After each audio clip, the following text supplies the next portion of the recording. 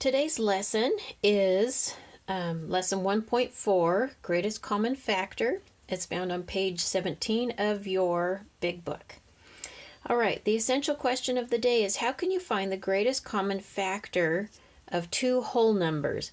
Well, first of all, let's recall that factors are all the numbers or digits that you multiply together in order to get a product. So, for example, 2 times 3 equals 6. 2 and 3 are factors. 6 is the product. So let's keep that in mind as we go through this lesson. All right, a common factor is a number that is a factor of two or more numbers.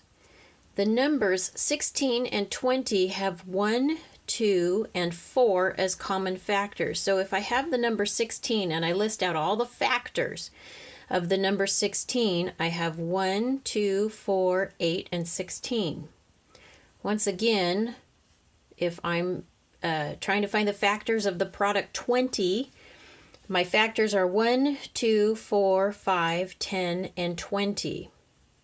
The greatest common factor, or GCF, is the greatest factor that two or more numbers have in common. The greatest common factor of 16 and 20 is 4.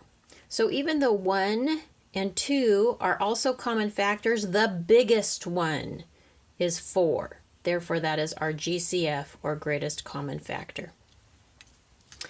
All right, let's take a look at this. Jim is cutting 2 strips of wood to make picture frames. The wood strips measure 12 inches and 18 inches. He wants to cut the strips into equal lengths that are as long as possible. Into what length should he cut the wood? So here we have 12 and 18-inch pieces of wood.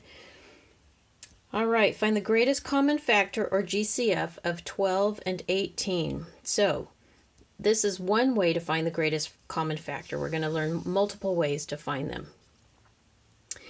So let's list the factors first. So we have 1, 2, 3 is also a factor of 12. So is 4, so is 6, and 12. Notice that each factor has to have the other factor that makes it a 12. So 3 times 4 gives us 12. 2 times 6, 2 times 6 makes 12. 1 times 12 makes 12. Every single number has a factor of 1. So you always start with 1 when you're listing out the common factors. So keep that in mind. If, for example, I had only listed 1, 2, 3, 6, and 12, and I forgot the 4, I need to review before I'm done and move on to the next number. Okay, is everything that multiplies together here that makes a 12? Okay, factors of 18. We always start with 1. It's an even number, therefore we can put down 2. We also know, so it's 18 times 1 that gives me 18. 2 times what gives me 18? Well, that's a 9. And then I know that 3 and 6 also make 18. So notice I'm making sure that I have all my factors by kind of working both ends at the same time. The greatest common factor, or GCF. So I have 1 that's in common, 2 that's in common, 3, 4 is not a common factor, but 6 is, 9, 12, 18. So the greatest common factor is 6 out of all of our options of the factors of 12 and 18. Here's another way to do that. Write the prime factorization of each number. So first, if we had a 12 and we did our little factor tree over here, I have, let's see, 2 and 6, and then I have 2 and 3. So the prime factors of 12 are 2, 2, and 3. So 2, 2, and 3. Let's figure out the prime factorization of 18. I have 2 and 9. So I have 2, 3, and 3. So I have 2, 3, and 3. All right, so now we're going to place the prime factors of the numbers in the appropriate parts of this Venn diagram over here. To find the GCF, find the product of the common factors. So, which ones are common? Well, they both have a 2. Those are common. They both have a 3. Those are common. But 12 has an extra 2 that 18 doesn't have. And 18 has an extra 3 that 12 doesn't have. So I have 3 already listed here for me. So our other common factor goes in the middle of the Venn diagram. Now it says find the product. That means multiply the numbers that are in the middle part of your Venn diagram. So 2 times 3 is 6. So the GCF is 6. So Jim should cut the wood into 6-inch lengths. Okay, moving on to the back side, where we have distributive property. Distributive property is multiplying a sum by a number is the same as multiplying each addend by the number and then adding the products. Whoa, what on earth are they talking about there? Okay, so with distributive property, 5 times the sum of 8 and 6 is the same as 5 times 8 and plus 6 times, or 5 times 6. Pardon me. So this would be 5 times 14. Let's look at this over here. Figure out what 5 times 14 is. Let's see, that's 20. Regroup the 2. And so I've got a 70. So this is 70. Over here I have 40 plus 30, and that's 70. So there's 2 different ways that you can write the exact same thing, and they absolutely are equal to each other. What they've done here, so if what they've done is they took the common factor, that 5, out of both of these and pulled them out and put those 5s, put one of them out there, and then you add up the addends, you're going to get the same outcome either way. It's a little bit confusing, kind of a big algebraic concept though, so it's really important that we understand it. So we're going to spend a little more time with it. You can use the distributive property to express the sum of 2 whole numbers as a product if the numbers have a common factor. So these did have a common factor of 5. Okay, so let's look at another example. Use the GCF and the distributive property to express 36 plus 27 as a product. So find the GCF of 36 and 27. Okay, I'm going to use the list method here. Have to do a little margin work. I have 1 always. So this is an even number, so I also have 2. So out here I'm going to write my 36 because 1 times 36 is 36. 2 and 18. See, 3 and 12.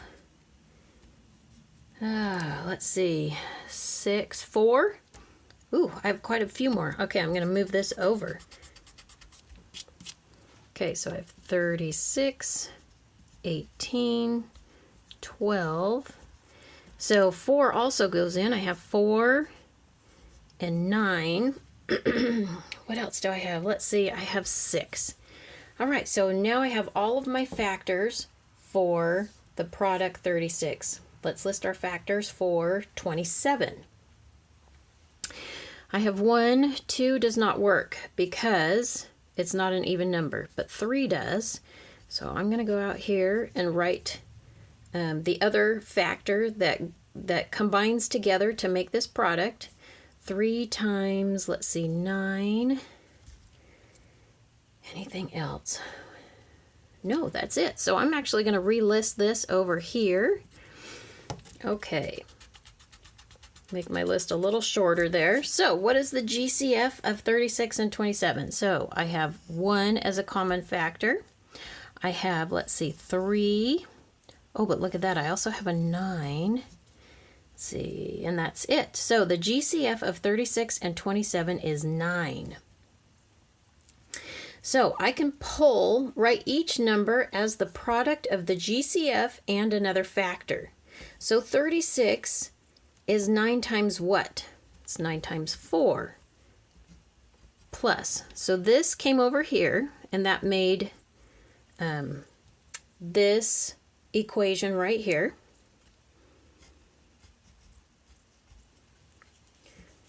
And over here we have 9 times what gives us 27? Well, that's 3. So we have 9 times 4 plus 9 times 3. That's the same as 36 plus 27. That's exactly the same. Use the distributive properties to write 36 plus 27 as a product. So now what they've done is they've pulled that 9 out and put it out front over here.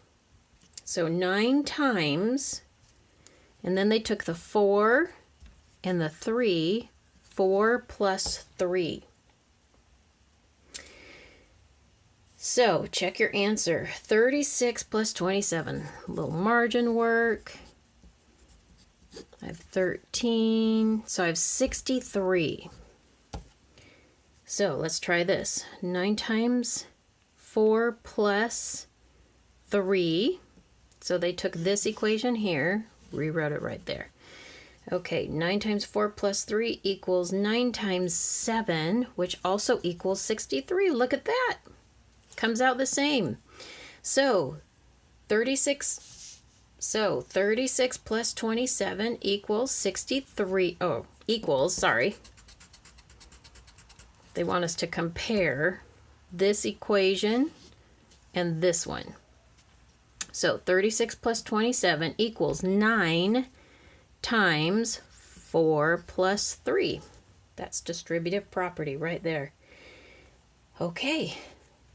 Now we're going to take a look at our, we'll take a look at our notes. So we have 1.4, greatest common factor. There's 2 methods. There's the list method.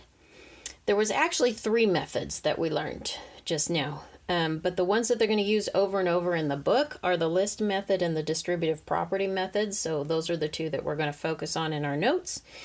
List the factors of each number, then find the greatest number that are in common. So we have 12 and 18. The GCF is 6 after listing out our factors. Distributive property. Find the GCF using the list method. So we have to go back to that skill. We found that it was 9. Write the numbers as the product of the GCF and another number. So 36 becomes 9 times 4. 27 becomes 9 times 3. We pull that 9 out. Some teachers will call that throwing the ropes. So we're going to throw the 9 out, put it out in front, bring these 2 down, and we have 9 times the quantity. When it's in parentheses, you say the quantity. So this mathematical sentence would be 9 times the quantity, 4 plus 3.